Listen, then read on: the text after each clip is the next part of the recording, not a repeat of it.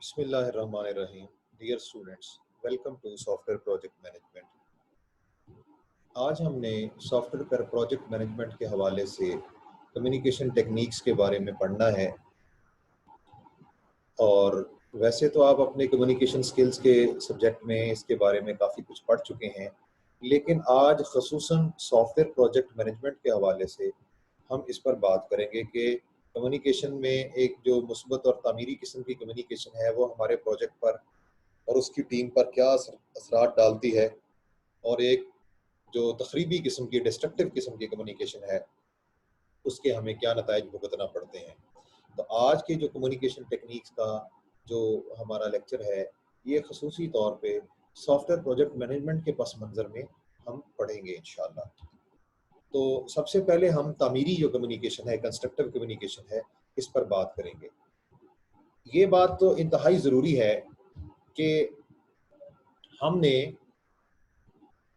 चूंकि हमारे पास software project में पूरी टीम इन्वॉल्व होगी, एक आदमी का तो काम ही नहीं है, इसमें टीम होती है और एक हायरार्किकल स्ट्रक्चर है।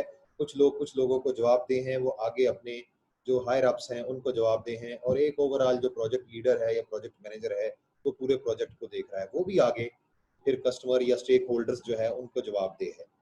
तो इस पूरी हायरार्की में हमारे पास जो एक बहुत ही काम की चीज़ है, जो कि हमारे इस प्रोजेक्ट की एग्जीक्यूशन में, मॉनिटरिंग में, कंट्रोल में और फिर उसमें क्वालिटी को कंट्रोल करने में हमारे इंतहाई काम आने वाली चीज़ है, वो कंस्ट्रक्टिव कम्युनिकेशन है। इसमें हम ये करते हैं, मुस्बत जो कम्युनिकेशन है इसमें हम लोगों को लोगों का कॉन्फिडेंस बढ़ाते हैं, उनको एनकरेज करते हैं और अपने जो महसूसात होते हैं उनके बारे में उनको खुलकर बयान करने का मौका देते हैं। और इससे कंस्ट्रक्टिव कम्युनिकेशन से हम पॉजिटिव और इनकरेजिंग किस्म के मैसेजेस जो हैं वो कन्वे करते हैं अपनी टीम को। पॉजिटिव और एनकरेजिंग मैसेजेस जो हैं वो अपनी टीम को कन्वे इसलिए किए जाते हैं कि जो टीम है उसका मोरल हमने मेंटेन रखना है एक ख़ास लेवल पे। अदरवाइज टीम की जो आउटपुट होगी या जो हमारा काम होगा वो हमें उस मेयार का नहीं मिलेगा, और टीम के अंदर पेसिमिज्म आ जाएगी और डिस्ट्रैक्शन आ सकती है। इसके अलावा भी इसके साइड इफ़ेक्ट्स हो सकते हैं। बहरहाल, जो तामीरी कम्युनिकेशन है, कंस्ट्रक्टिव कम्युनिकेशन है, वो लोगों को, एक टीम का पूरा मोरल बिल्ड करती है, टीम को बिल्ड करने में हमें मदद देती है। और कंस्ट्रक्टिव कम्युनिकेशन में ये होता है कि लोगों को कन्वर्सेशन की इजाज़त होती है, दे कैन हैव कन्वर्सेशंस, और वो अपने आइडियाज़ जो हैं वो उस कन्वर्सेशन में पेश कर सकते हैं, और उन्हें इस बात का एहसास दिलाया जाता है कि आपके पास जो आइडियाज़ हैं हम उनको वैल्यू करते हैं, हम उनको कदर की निगाह से देखते हैं। और इस कन्वर्सेशन से फिर ये होता है कि आइडियाज़ जो हैं वो फ्लोट करते हैं, और हमारी जो एक टीम एनवायरनमेंट होता है उसमें अच्छे आइडियाज़ भी आपके पास आ सकते हैं, और उससे आपको अपनी जो क्वालिटी एश्योरेंस है और जो ओवरऑल मॉनिटरिंग और कंट्रोल है जो प्रोजेक्ट का, उसको मज़ीद बेहतर बनाने में मदद मिलती है। क्योंकि अगर अच्छे आइडियाज़ आपके पास फ्लोट नहीं होंगे मुख्तलिफ लेवल से, मुख्तलिफ फ्रेम ऑफ रेफरेंसेस से या मुख्तलिफ माइंड्स से, तो ये भी हो सकता है कि आप अपने आइडियाज़ में लिमिटेड हो जाएँ, यानी एक तंग नज़री वाला जो तरीक़ाकार है वहाँ तक आप पहुँच जाएँ, आप किसी को गुंजाइश ही ना दें कि वो अपने आइडियाज़ भी पेश कर सके। तो कंस्ट्रक्टिव कम्युनिकेशन में यही हम करते हैं कि लोगों को कन्वर्सेशन में लाते हैं, और वहाँ पर वो अपने आइडियाज़ जो हैं वो शेयर करते हैं, और हम कोशिश करते हैं कि उनको ये पैगाम जाए कि हमें आपके आइडियाज़ की कदर है और हम उनको वैल्यू करते हैं। और इसमें तामीरी कम्युनिकेशन में सवाल पूछने पे ममानियत नहीं होती, क्वेश्चंस पूछने की इजाज़त होती है।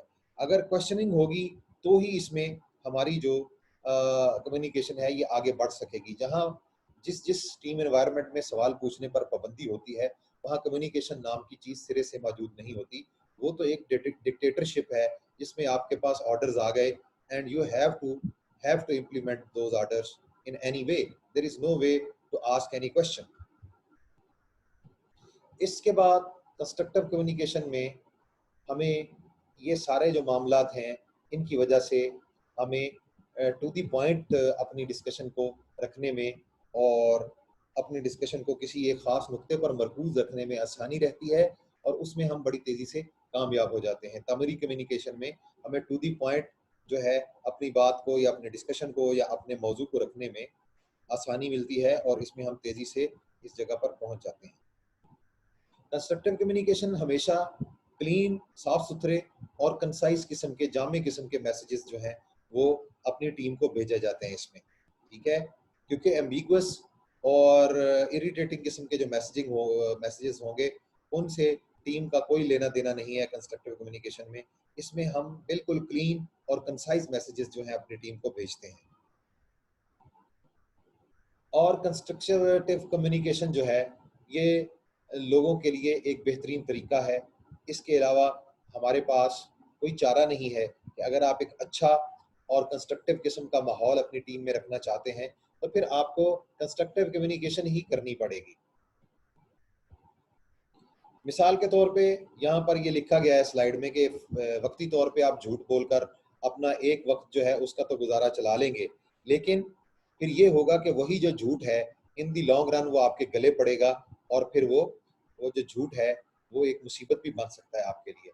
किसी भी मामले में आपके पास जो प्रोजेक्ट की सिचुएशन चल रही है उसमें झूठ का सहारा लेना ये तो होगा कि वो वक्त तो आपका गुजर जाएगा, लेकिन इन द लॉन्ग रन वही झूठ जो है वो आपके गले भी पड़ सकता है। कंस्ट्रक्टिव कम्युनिकेशन में हम ज़रा खुले दिल का और खुले जहन का मुजाहरा करते हैं और अपनी टीम के साथ ऑनेस्टी जो है उसको बरकरार रखते हैं। और इसमें चूंकि कंस्ट्रक्टिव कम्युनिकेशन में हम दूसरे लोगों का ट्रस्ट जीतने की कोशिश करते हैं और उनके साथ एक दोस्ती का या एक फ्रेंडशिप का जो रिश्ता है अपनी टीम में रहते हुए वो कायम करने की कोशिश करते हैं।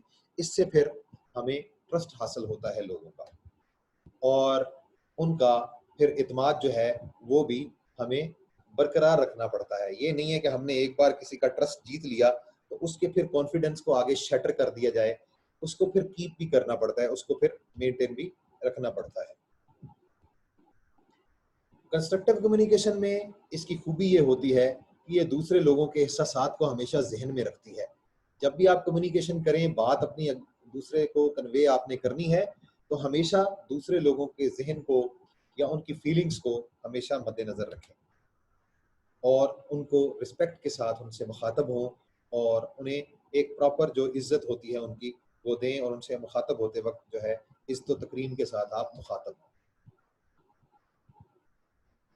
और कंस्ट्रक्टिव कम्युनिकेशन में हम अपनी बात जो है किसी को भी हर्ट किए बगैर या ऑफेंड किए बगैर अपनी बात जो है वो पहुंचा सकते हैं, चाहे वो कितनी भी मुश्किल क्यों ना हो।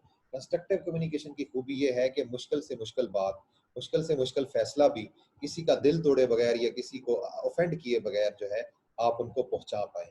यही तो कंस्ट्रक्टिव कम्युनिकेशन है, क्योंकि इसमें हम कोई टैक्ट भी इस्तेमाल कर सकते हैं। We can be tactful to convey our message whether it is a difficult message or it is an easy message.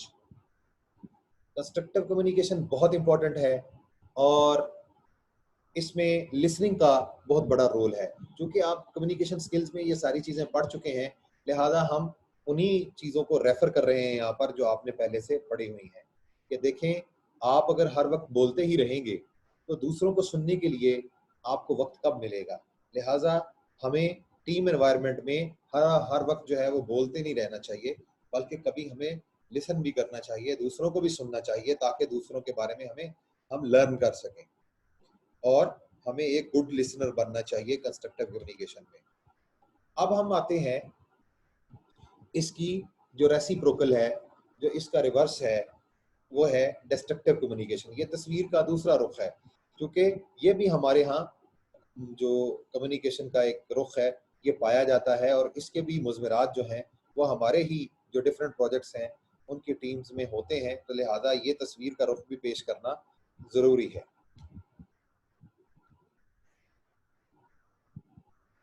Destructive communication में ये होता है कि आप जैसे ही कोई मैसेजिंग अपनी जो है कन्वे करते हैं तो लोगों में रूडनेस बढ़ती है। इससे रूडनेस बढ़ने से ये होता है कि वो आपके साथ जो है वो तल्ख कलामी या फिर तल्ख रवैये जो हैं इससे जन्म लेते हैं। डिस्ट्रक्टिव कम्युनिकेशन से वो तल्खियाँ जो हैं वो बढ़ती हैं और वो मीन थिंग्स जो है वो आपसे कह सकते हैं, आपसे जली कटी बातें भी वो कर सकते हैं। और डिस्ट्रक्टिव कम्युनिकेशन में हमेशा बेइज्जती, हैरेसमेंट और टीजिंग ये शामिल होती है। आपने जो डिस्ट्रक्टिव कम्युनिकेशन से लोगों को इंसल्ट किया जाता है, हैरेस किया जाता है और टीज किया जाता है। इसमें ऐसी बॉडी लैंग्वेज इस्तेमाल की जाती है या ऐसी अलामात जो है वो शो की जाती हैं जिससे दूसरों को इनसिक्योरिटी फील होती है।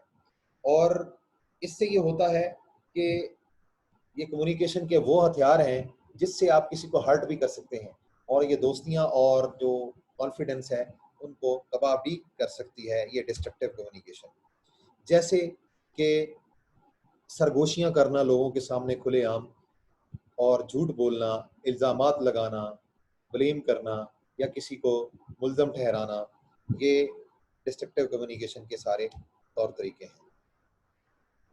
डिस्ट्रक्टिव डिस्ट्रक्टिव कम्युनिकेशन से होता क्या है? इससे कम्युनिकेशन ही रुक जाती है। दूसरे लोगों को जब आप उनकी तहकीर करते हैं, उनको छोटा साबित करने की कोशिश करते हैं, तो इससे कम्युनिकेशन ही अक्सर रुक जाती है। और डिस्ट्रक्टिव कम्युनिकेशन में वर्बल अब्यूज, गालम गलोच और दुश्मनाम तराजी वगैरह के जो अल्फाज होते हैं, ये भरमार होती है इनकी, और इनसे कम्युनिकेशन तो ख़त्म हो जाती है, लेकिन हमारे पास जो एक माहौल होता है वो भी ख़त्म होकर रह जाता है। तो इसमें ये होता है कि अगर आप हर वक्त तू तकार के साथ किसी से बात करेंगे तो फिर जो दूसरा पर्सन है वो उसको किसी न किसी सूरत में सच समझने की कोशिश करेगा और वो आपसे फिर कम्युनिकेशन से कतराएगा। मिसाल के तौर पे ऐसे सब पैगामात जिसमें तू तकार के साथ बात की जाए वो डिस्ट्रक्टिव कम्युनिकेशन में आते हैं। और ऐसा कोई भी कमेंट जो किसी की तहकीर करे, किसी को ऑफेंड करे, किसी का दिल तोड़ दे, या फिर जो है जेंडर इंसिनुएशन में, यानी जो जिनसी तहकीर है उसमें, या गालम गलोच में वो कोई कमेंट जो है वो अगर इन्वॉल्व हो रहा है तो हमें उससे हर सूरत बचना चाहिए। वर्क प्लेसेस में इस तरह के जो लोग होते हैं जो इस तरह के हथियार इस्तेमाल करते हैं, जिनका ताल्लुक जो है वो जेंडर डिस्क्रिमिनेशन से या ऑफेंस से होता है, या लोगों को बिलिटल करते हैं, उनको फौरी तौर पे निकाल देना चाहिए या उन पर मुकदमात कायम करने चाहिए, या उनका एहतसाब जो है उनको एहतसाब के कटहरे में लाना चाहिए। और जिस जिस भी जगह पर, जिस जिस एम्प्लॉयमेंट एरिया पर आपके यहाँ हैरेसमेंट होती है, वहाँ उन लोगों को कानून के जो है वो शिकंजे में लाना चाहिए, ताकि आप अपनी हैरेसमेंट के बगैर जो है अपनी नौकरी को कंटिन्यू कर सकें। जिस तरह के हैरेसमेंट में सेक्सुअल हैरेसमेंट है और वर्बल अब्यूज़ है, इस तरह की चीज़ें जो हैं वो हमारे पास सामने आती हैं। ये सब जो मुज़मिरात हैं ये डिस्ट्रक्टिव कम्युनिकेशन के हैं। इससे आपकी कम्युनिकेशन ही रुक जाती है और रुकावटें खड़ी हो जाती हैं लोगों के दरमियान और लोगों के अज़हान के दरमियान, उनके ज़हनों के दरमियान। इससे धमकियाँ वगैरह जो हैं वो आम हो जाती हैं आपके जो प्रोजेक्ट है उसमें। और अगर कोई शख्स अपना पैगाम देना चाहता है लेकिन वो कुछ ऐसे एक्सप्रेशंस इस्तेमाल करता है या उसकी आवाज़ की टोन ऐसी है कि उससे पैगाम का कोई दूसरा रुख जो है किसी को मिलता है, तो ये भी डिस्ट्रक्टिव कम्युनिकेशन है। और किसी की इस्ते नफ्स पे हर्ट करना, किसी की इस्ते नफ्स पे चोट लगाना, ये भी डिस्ट्रक्टिव कम्युनिकेशन है। और ये याद रखें कि किसी के दिल पे छोटी सी एक चोट लगाई है जो आपने, या किसी को टीज किया है, वो बहुत देर तक भी किसी के दिल में रह सकता है।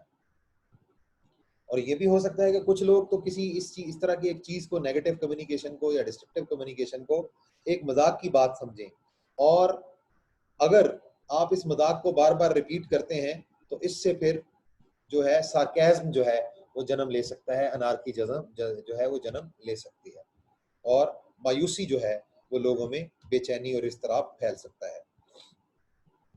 और डिस्ट्रक्टिव कम्युनिकेशन में आप बड़े जाबराना किस्म का जो है वो रवैया इख्तियार करते हैं, और आपका मकसद यही होता है कि आप लोगों को पैगाम में ये बताएं कि वो उनके लिए लोग आपके लिए कोई इम्पोर्टेंट नहीं है। लोग इसको थोड़ी देर तो बर्दाश्त करेंगे, इस तरह के रवैये को, लेकिन उसके बाद वो इरिटेट हो जाएंगे और फिर वो आपके करीब भी नहीं फटकेंगे।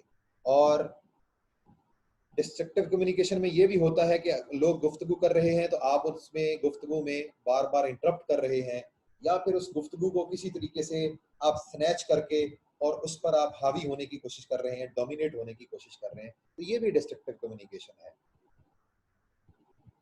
इसके अलावा लोगों के साथ ऑफेंसिव होने के लिए आप प्रॉपर लैंग्वेज ही इस्तेमाल नहीं करते और आपका इंप्रेशंस जो है वो नेगेटिव हैं, तो इससे भी डिस्ट्रक्टिव कम्युनिकेशन होती है।